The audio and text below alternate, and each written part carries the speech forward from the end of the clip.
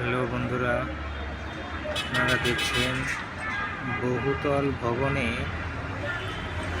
ইট, বালু, সিমেন্ট কিভাবে শিফট করা হয়, নিচ থেকে কিভাবে উপরে উঠানো হয় সেটা দেখতে পাচ্ছেন।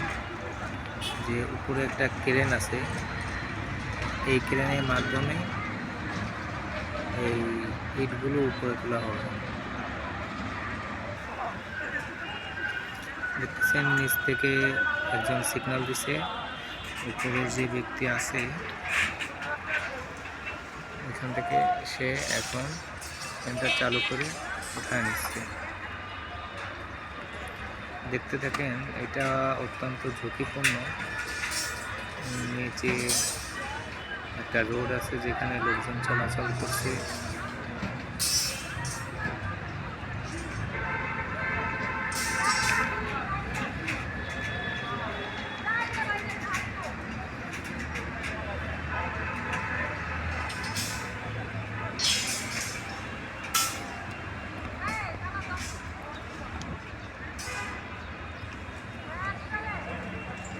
সম্ভবত এটা 6 তলায় নেওয়া হবে। 6 তলার ওইখানে লোক আছে, তারা ওইখানে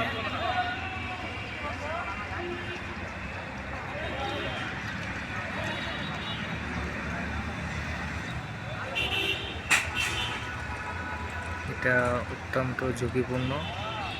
যেমন দেখছেন আপনারা, এটা ট্রেনে নেওয়া হচ্ছে, তারপর উপর থেকে ক্রেন লুজ দিবে, তখন এটা নিচে রেখে দেওয়া হবে। এই যে দেখতে পাচ্ছেন,